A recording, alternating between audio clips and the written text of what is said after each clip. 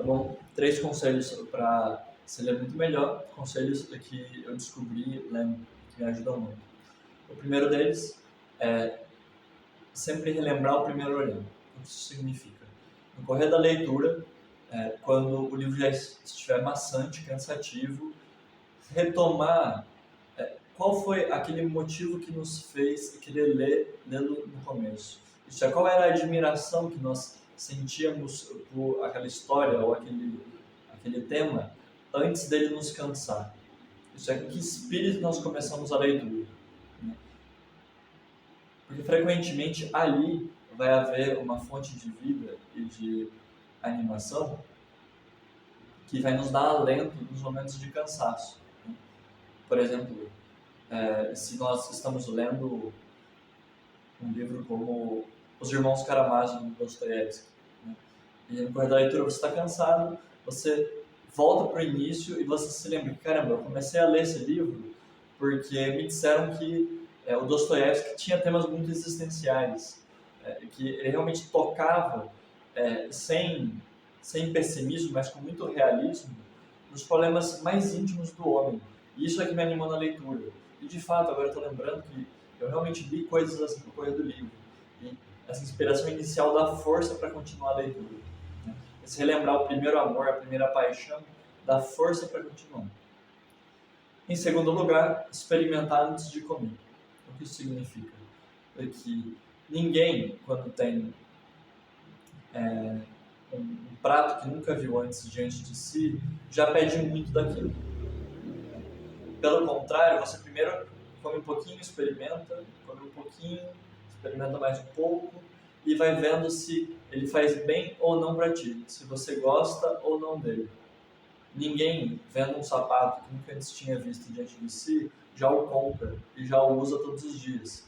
Pelo contrário, você primeiro vê se ele é do seu tamanho, experimenta, anda um pouquinho com ele, espera que ele laceie, para então tomar a decisão definitiva.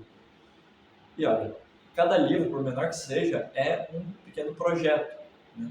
Nem livro você vai ler numa lapada só.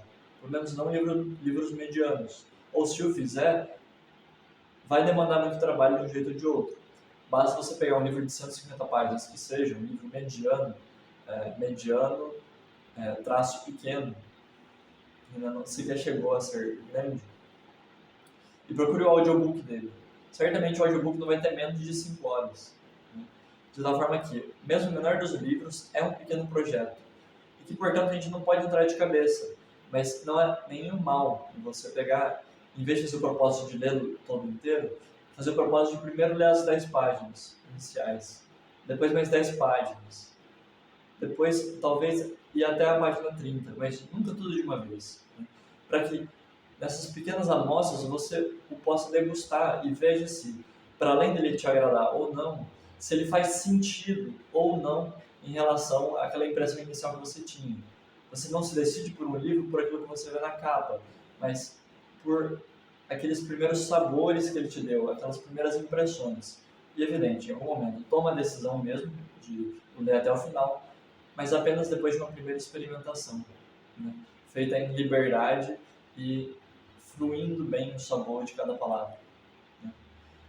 Em terceiro lugar, imaginar uma voz ao autor. Ao autor ou ao narrador do livro. Isso significa, o livro ele é dito por alguém. Existe um narrador ali, existe um autor ali.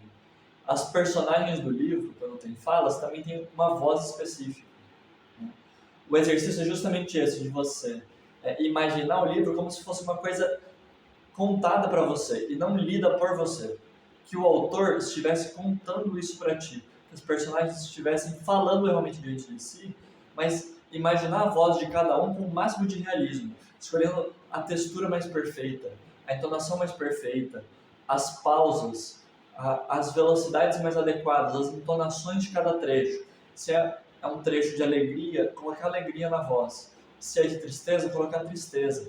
Mas ter esse esforço de compor, de fato, uma voz específica para cada um, com os movimentos certos, com as emoções certas.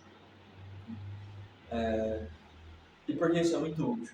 Porque esse esforço além de já contém em si um certo esforço de compreensão, dá muito mais realismo e faz com que nós entremos com muito mais prontidão no livro. Além disso, nós percebemos pela nossa própria experiência que é muito menos cansativo você ouvir alguém falar do que você ler alguma coisa.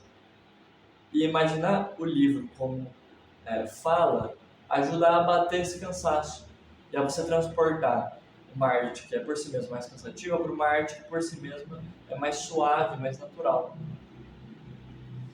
E, bem, então é isso. Espero que esses conselhos ajudem, né? Relembrando, os conselhos são sempre retornar aquele primeiro olhar, experimentar antes de comer e você imaginar uma voz pro autor. Né? Espero que ajude e é isso.